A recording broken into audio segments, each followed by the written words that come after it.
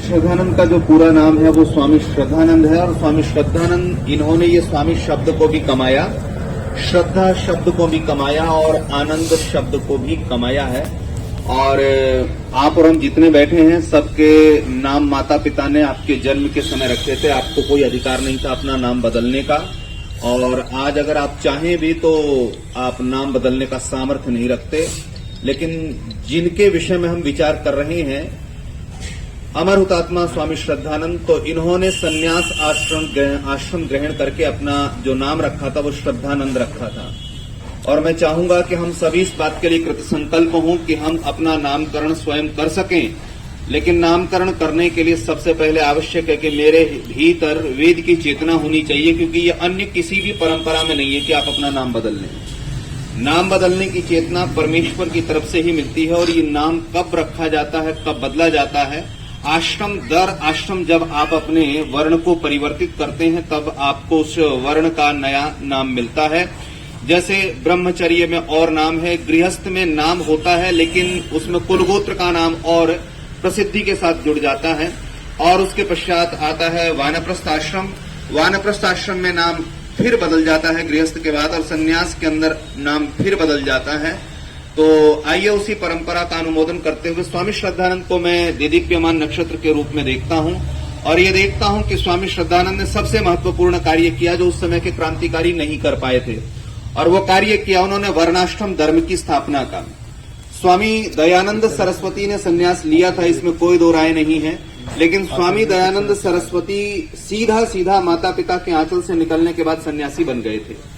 लेकिन स्वामी श्रद्धानंद लोगों के बीच में रह करके और एक सामान्य जीवन जी करके उन्होंने सन्यास लेकर के ये लोगों को दिखाया, ये बताया कि यह आर्यों की एक महान परंपरा है। मैं यहाँ पर जितने उपस्थित हैं उन सब से अनुरोध करना चाहूंगा कि उनके प्रति सच्ची श्रद्धांजलि। और अगर आपको और मुझे यह आकलन करना है कि हम कहाँ पर आते हैं भारतीय वर्णाश्रम इंडेक्स के अंदर, तो जिन लोगों के अंदर गृहस्थ से आगे वानप्रस्थ आश्रम ग्रहण करने का मन बना हुआ है, विचार बने हुए हैं, वो अपने आप को ये मान सकते हैं कि हम ऋषि परंपरा का कार्य कर रहे हैं। लेकिन अगर इस चराचर चलने वाली दुनिया के अंदर मेरे अंदर वानप्रस्थ और संन्यास लेने का संकल्प नहीं है तो मैं ध्यान करना प्रचारक का कार्य करने में अपने आप को अक्षम पाता हूं। मैं या फिर मुझ जैसे जितने भी दंभ भरते हैं कि हाँ हम प्रचारक हैं, क्योंकि परमात्मा की प्रेरणा के बिना हम प्रचार नहीं कर सकते। आइए थोड़ा सा उनके शीर्ष से और नीचे उतरते हैं तो स्वामी श्रद्धानंद को हम देखते हैं कि स्वामी श्रद्धानंद ने जो बहुत बड़ी किंवदंती बनी हुई है, लोगों ने स्वामी रामदेव को लेकर के भी ये कहा कि अरे बाबा का राजनीति में क्या काम है। तो भगवाधारी जिस वक्त भारतीय राजनीति के अंदर उतरता है उस वक्त भी बहुत सारे कांग्रेस के नेता और बहुत सारे लोग ऐसे थे, और इवन हरिद्वार के सन्यासी भी ऐसे थे जिन्होंने ये कहा कि अरे सन्यासी को राजनीति में आकर के क्या करना चाहिए, सन्यासी का राजनीति से कोई लेना देना नहीं।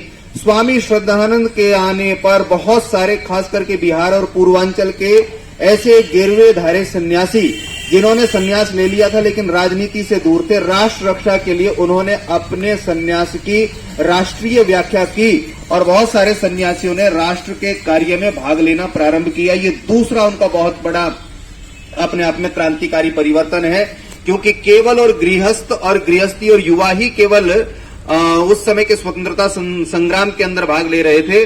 लेकिन सन्यासियों के नेतृत्व को करना और सन्यासियों को आह्वान करने का कार्य जो स्वामी श्रद्धानंद ने किया, उसके लिए भारतीय वर्णाश्रम परंपरा को जागृत करने का जो कार्य किया, उसके लिए भारतीय संस्कृति स्वामी श्रद्धानंद की बहुत बड़ी आभारी है। आइए हम उनके चरित्र का थोड़ा सा और मूल्यांकन करते हैं। इस वक्त उनका भारतीय राजनीति के अंदर पदार्पण होता है तो उस समय एक और पदार्पण हुआ है जिसका नाम है महात्मा गांधी। लेकिन सच्चाई है कि महात्मा गांधी जो शब्द है, इसमें भी महात्मा दिया हुआ जो शब्द है ये स्वामी श्रद्धानंद का ही था, कि स्वामी श्रद्धानंद ने अपनी मानसिक पवित्रता से इस शब्द को गांधी को दिया था। उससे पहले गांधी के पास ये महात्मा शब्द नहीं था, सब उनको गांधी ही कहते थे। लेकिन वही वाली बात है कि स्वामी श्रद्धानंद कहीं न कहीं गांधी जी को पहचानने के अंदर के लिए कहीं न कहीं मेरा मानना ये कि वो उनको पूर्णता नहीं पहचान पाए, क्योंकि सन्यासी केवल वैदिक ही हो सकता है। बिना वेद को मानने वाला अगर सन्यास लेगा तो वो राष्ट्र के अंदर नहीं अपितु संसार के अंदर नया मत चला देगा, वितंडा खड़ा कर देगा। तो स्वामी श्रद्धानंद और गांधी के अंदर विशेष अंतर था कि गांधी की जो सात्विकता थी वो बाहरी सात्विकता है, और महात्मा मुंशीराम, जिनको स्वामी श्रद्धानंद के नाम से जानते हैं, उनकी सात्विकता जो है वो आंतरिक सात्विकता है। और दोनों के अपने जीवन का जो आधार है, गांधी के जीवन का आधार वेद नहीं है और स्वामी श्रद्धानंद के जीवन का आधार वेद है। तो ये मौलिक चिंतन हमें समझना चाहिए। आइए थोड़ा सा और विचार करते हैं। बहुत सारे लोग ये बात कहते हैं कि गांधी के व्यक्तित्व को हम कहां तक क्लैरिफाई करें, जस्टिफाई करें। तो सीधा सा उत्तर है कि अगर मेरे एक तरफ कृष्ण खड़े हैं, दूसरी तरफ गांधी खड़े हैं, और फिर अर्जुन से ये कहा जाए तुम किसकी बात मानोगे, तो निश्चित रूप से सभी ये कहेंगे कि अर्जुन को आवश्यकता कृष्ण की है, गांधी की आवश्यकता नहीं है। क्योंकि गांधी जैसा चरित्र तो युधिष्ठिर ने निभाया था, लेकिन उसको दुत्कार दिया है उस समय के कृष्ण द्वैपायन वेद व्यास ने।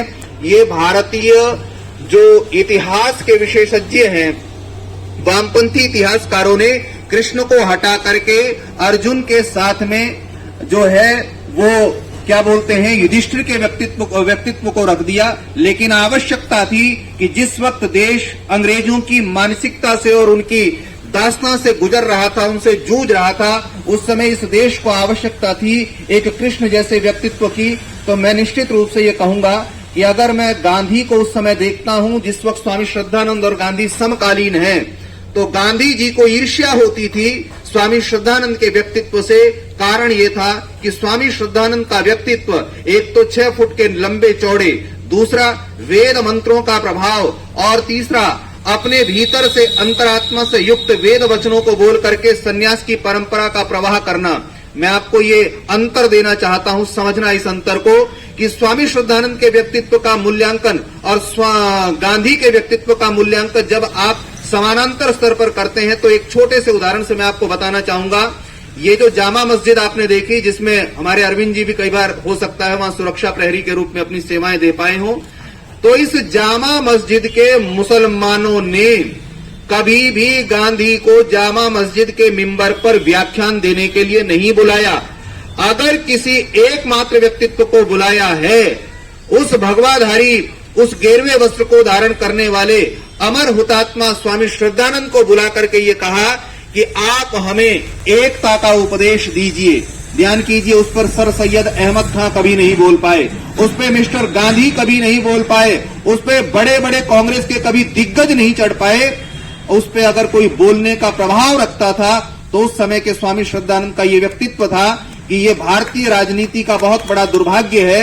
अगर आप त्रिमूर्ति भवन में जाएंगे और त्रिमूर्ति भवन के अंदर चित्र देखेंगे, तो वहां आप देखेंगे कि मोतीलाल नेहरू और स्वयं जवाहरलाल नेहरू स्वामी श्रद्धानंद के पैरों में बैठे हुए हैं। तो आप कल्पना कर सकते हैं कि स्वामी श्रद्धानंद का क्या व्यक्तित्व रहा हो।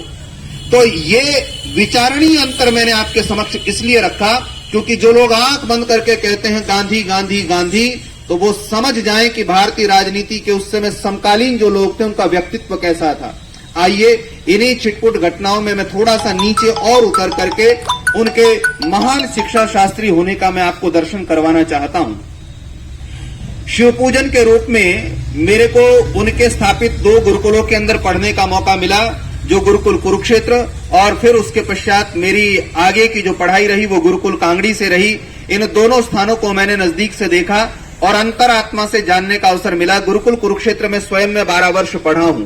वो पुरानी बिल्डिंग जिसमें स्वामी श्रद्धानंद आकर के उस समय के आजादी आंदोलन के समय रहा करते थे, समाधिस्थ होकर के ध्यान लगाते थे, और एक पुस्तक जिसका जिक्र कर रहे थे, उस पुस्तक का लेखन भी उन्होंने कुरुक्षेत्र गुरुकुल के उसी भवन में बैठ करके ही किया था। तो मैं निश्चित रूप से अपने आप को धन्य मानता हूं कि मैंने स्वामी श्रद्धानंद के व्यक्तित्व को बचपन से देखा और जानने का मुझे अवसर मिला। निवेदन करता हूं कि गुरुकुलों की महान परंपरा को स्वामी श्रद्धानंद ने उस समय स्थापित किया था। अंग्रेजों और मुसलमानों के समय में भारतीय गुरुकुल जो बिल्कुल नष्ट हो चुके थे, पद दलित हो चुके थे, गुरुकुलों की कोई नामो निशान या शैली नहीं बची थी, उस वक्त स्वामी श्रद्धानंद ने गुरुकुल कुरुक्षेत्र और गुरुकुल कांगड़ी जैसी संस्थाएं खोल करके समाज को ये चैलेंज दिया था कि भारतीय संस्कृति को दोबारा जीवित किया जा सकता है। और जिस वक्त उन्होंने गुरुकुल कांगड़ी की स्थापना करी, भद्र पुरुषों माताओं, मैं आपसे कहना चाहता हूं कि जिस वक्त गुरुकुल कांगड़ी की स्थापना करी, उस गुरुकुल कांगड़ी की स्थापना करने से पहले उनका व्यक्तित्व कितना तपा हुआ था। ये व्यक्तित्व की अगर हम चर्चा करें तो उस व्यक्ति ने अपने घर को बेच करके सबसे पहला दान गुरुकुल बनाने के लिए जुटाया था, और यही कारण था कि स्वामी श्रद्धानंद का दूसरा और कोई घर नहीं था, गुरुकुल कांगड़ी ही उनका घर था। और बहुत सारे लोग ये कहते हैं कि हम अपने बच्चों को किस गुरुकुल में पढ़ाएं, तो स्वामी श्रद्धानंद उनके सामने बहुत ज्वलंत उदाहरण है। स्वामी श्रद्धानंद की बेटी, जिनका नाम वेद कुमारी था, जब वो 5 वर्ष की थी और वो विद्यालय में पढ़ने के लिए जाती थी, किसके? क्रिश्चियनों के।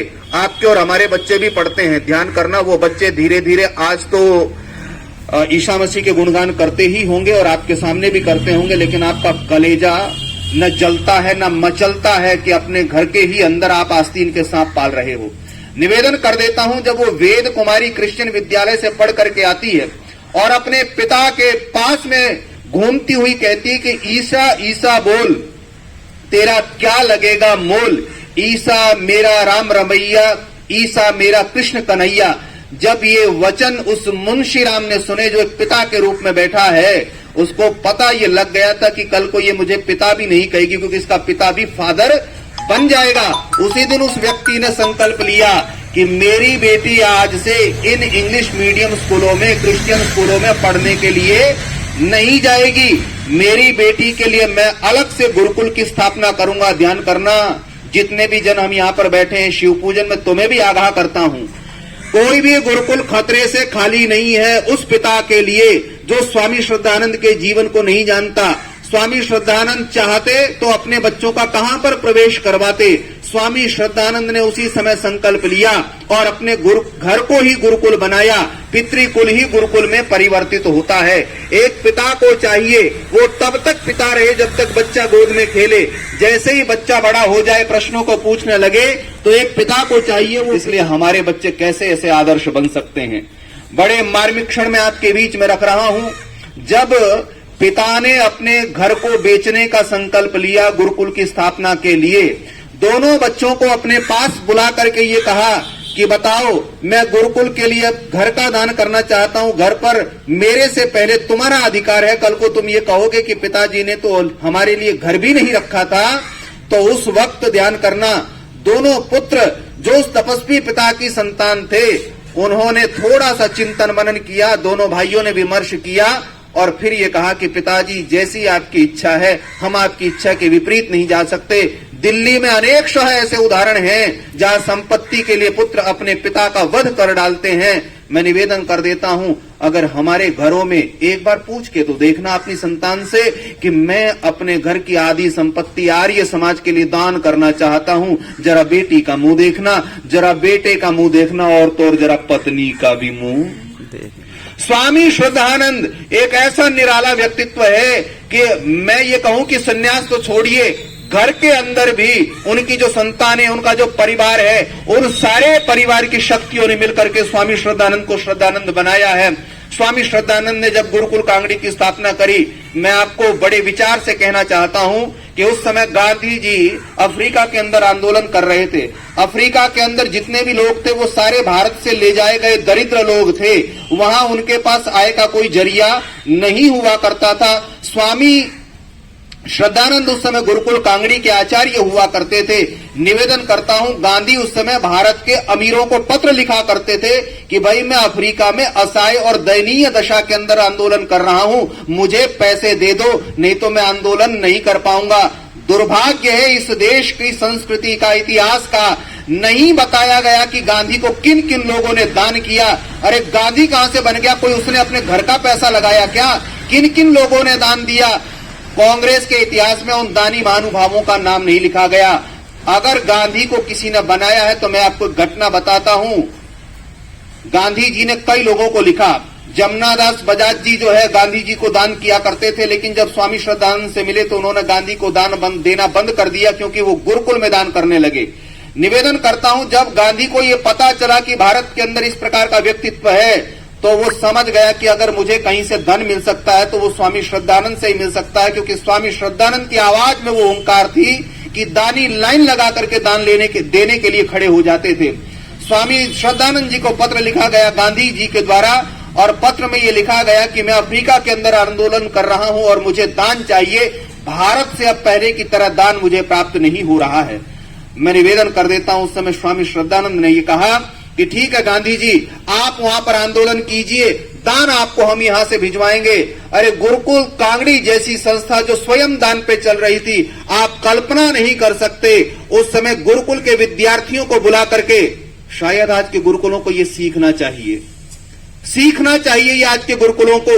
स्वामी श्रद्धानंद ने गुरुकुल के विद्यार्थियों को बैठा करके कहा कि इस प्रकार से अफ्रीका से गांधी जी का अनुमोदन आया है, गांधी जी को दान चाहिए, और अगर हम बाहर से दान लेना जो लेते हैं, उस दान में से अगर हम गांधी जी को सहयोग करते हैं तो गुरुकुल की व्यवस्था नहीं चल पाएगी, और गुरुकुल की व्यवस्था नहीं चल पाएगी तो आप सब की पढ़ाई प्रभावित होगी। तो उस समय स्वामी श्रद्धानंद ने विद्यार्थियों से कहा कि मेरा आपसे अनुरोध है कि इस गुरुकुल का जो आचार्य है स्वामी माने मुंशीराम, आचार्य मुंशीराम और समस्त गुरुकुल के जो बड़े ब्रह्मचारी हैं, हम रात्रि काल के अंदर कार्य करेंगे, परिश्रम करेंगे और दिन के अंदर हम पढ़ाई करेंगे। आप आश्चर्य करेंगे, गुरुकुल के विद्यार्थी केवल मात्र 2 या 3 घंटे की नींद ले पाते थे और शेष सारा का सारा समय वो रात्रि काल में परिश्रम से बनाते थे, जिसे आप हर की पौड़ी कहते हैं ना।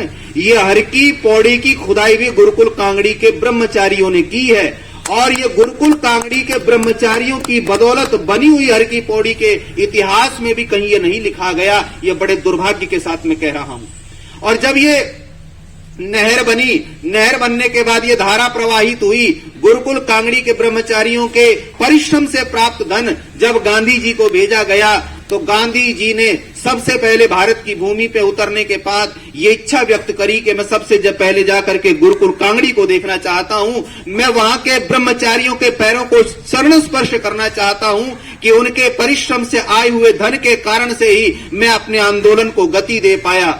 मैं निवेदन करना चाहता हूं, क्योंकि गांधी विदेश में पड़ा हुआ था, इसलिए उसकी मानसिकता विदेशी थी और वो विदेशी हित चाहता था। एक बहुत बड़ा मार्मिक क्षण खड़ा होता है। अंग्रेजों को युद्ध के लिए भारतीय युवा चाहिए थे, गांधी जी ने अनुमोदन कर दिया। स्वामी श्रद्धानंद ने विरोध किया कि युवाओं की आवश्यकता यह देश है, यहाँ के युवाओं को इस देश की आवश्यकता है, इस देश को युवाओं की आवश्यकता है। अगर आप इन युवाओं को अंग्रेजी सेना में भर्ती करवा करके वर्ल्ड वार में झोंक दोगे तो ये युवा लौटेंगे कैसे? क्योंकि वर्ल्ड वार में गई हुई सेना का कोई सैनिक लौट करके नहीं आता था, क्योंकि अंग्रेज उनको पूरा असला ही नहीं देते थे। तो ये बड़े दुर्भाग्य की बात है। अब मैं आपके सामने एक और मार्मिक घटना का अनुरोध करना चाहता हूं, क्योंकि बहुत सारी चीजों को आप जानते ही हैं। स्वामी श्रद्धानंद के व्यक्तित्व के अंदर सबसे बड़ा परिवर्तन आप सबने गुरु बना रखे होंगे, आपकी माताओं ने गुरु बना रखे, आपकी पत्नियों ने भी गुरु बना रखे होंगे। निवेदन कर देता हूं, अपने गुरु की परीक्षा ठोक बजा करके करनी चाहिए। स्वामी श्रद्धानंद जो स्वामी दयानंद सरस्वती से बड़े प्रभावित थे, वो सारी चीज आप जानते हैं कि पिता ने उनकी नास्तिकता को नष्ट करने के लिए पुत्र को स्वामी दयानंद के दर्शन करवाए। दर्शन तो हो गए, लेकिन स्वामी श्रद्धानंद इतने भयानक तार्किक थे उस वक्त मुंशीराम के रूप में कि उन्होंने ये संकल्प किया कि अरे हो सकता हो कि ये आचार्य ये महात्मा बहुत अच्छा बोलता हो सकता है, क्योंकि आचार्यों के जीवन में भी दोगलापन होता है। लेकिन मुंशीराम ये देखना चाहते थे कि आखिर ये तेजस्वी संत, ये तेजस्वी सन्यासी रहता कैसे है।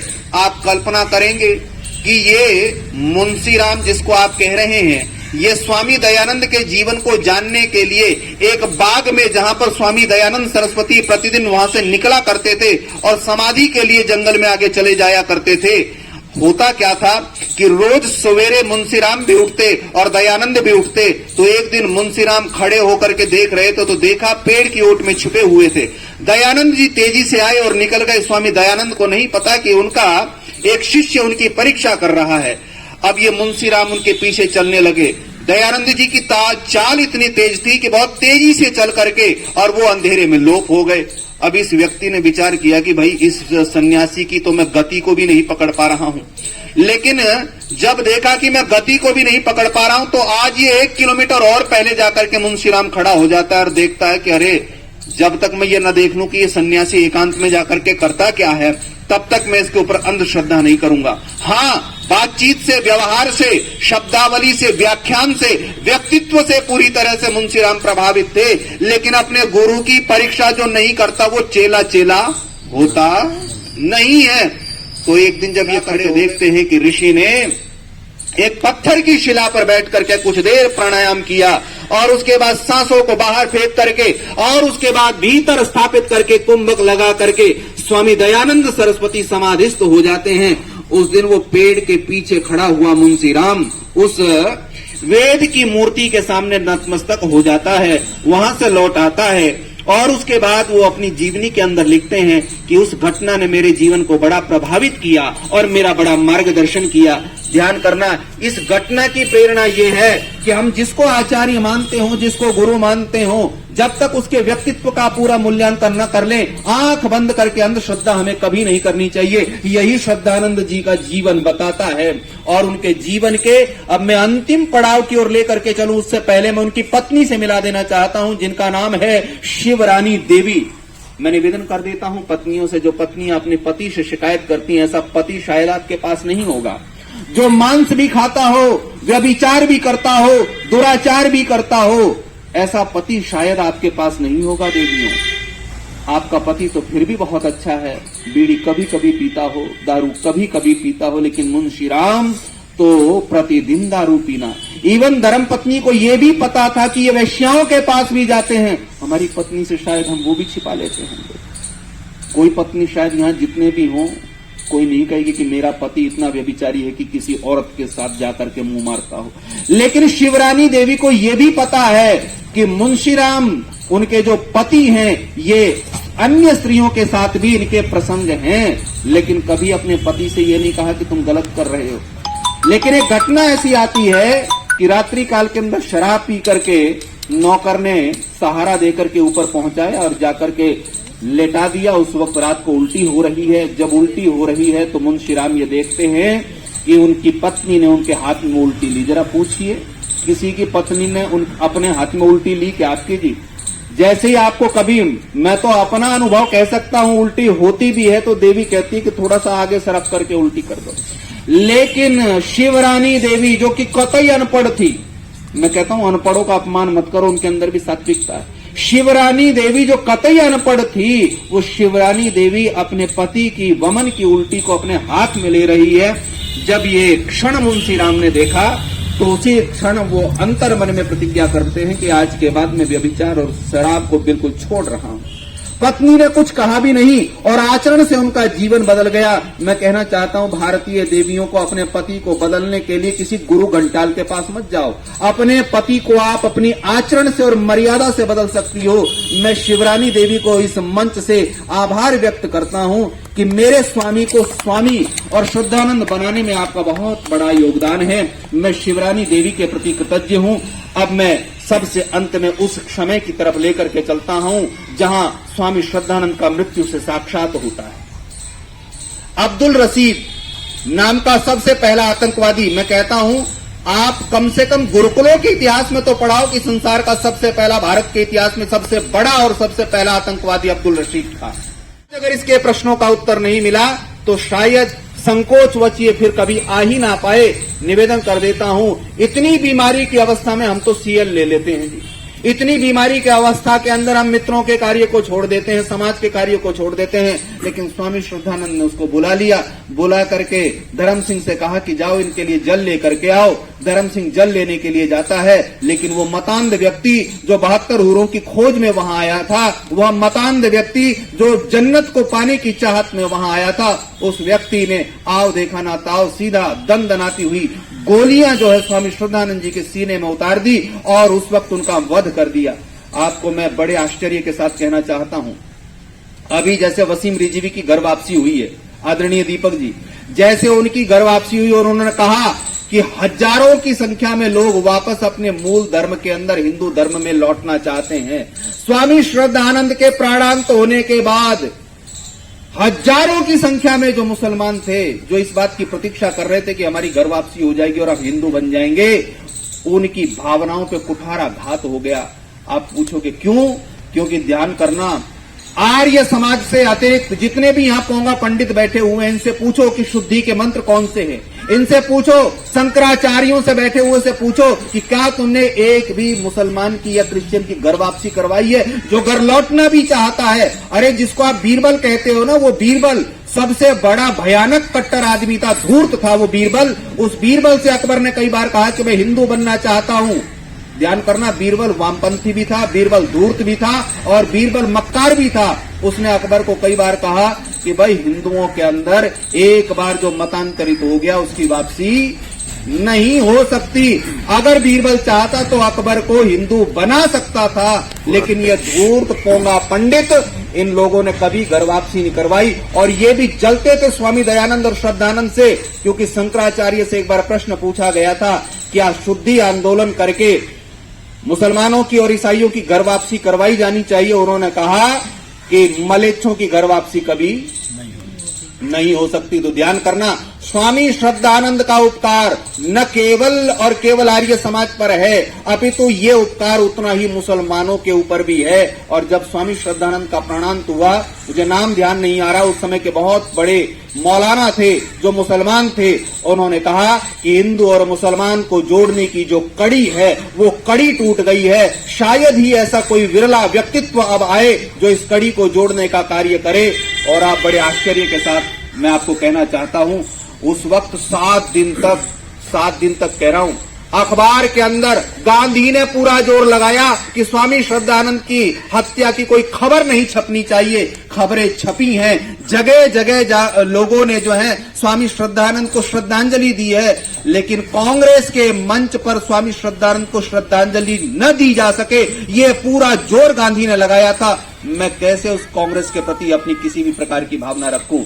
मैं निवेदन कर देता हूं, उनके व्यक्तित्व की बहुत सारी श्रृंखला है जिनको आप जानते हैं, लेकिन मैंने वो पुट आपके बीच में रखे हैं जो समसामयिक हैं, जो समय में जानने चाहिए, जो आज की आवश्यकता है। ऐसे महान विरले व्यक्तित्व को मैं इस मंच से अकिंचन शिव पूजन के रूप में और अपने आर्य समाज के समस्त पदाधिकारियों के साथ वेद विद्या प्रचार समिति के सभी सदस्यों के रूप में, प्रतिनिधि के रूप में भावांजलि व्यक्त करता हूं, श्रद्धांजलि व्यक्त करता हूं कि उस महान व्यक्ति का व्यक्तित्व मेरे भीतर, मेरे साथियों के भीतर प्रवाहित हो। हमारे बच्चों को स्वामी श्रद्धानंद के जीवन की गाथा का पता होना चाहिए। आज का यह दिन हमारे लिए अत्यंत महत्वपूर्ण है।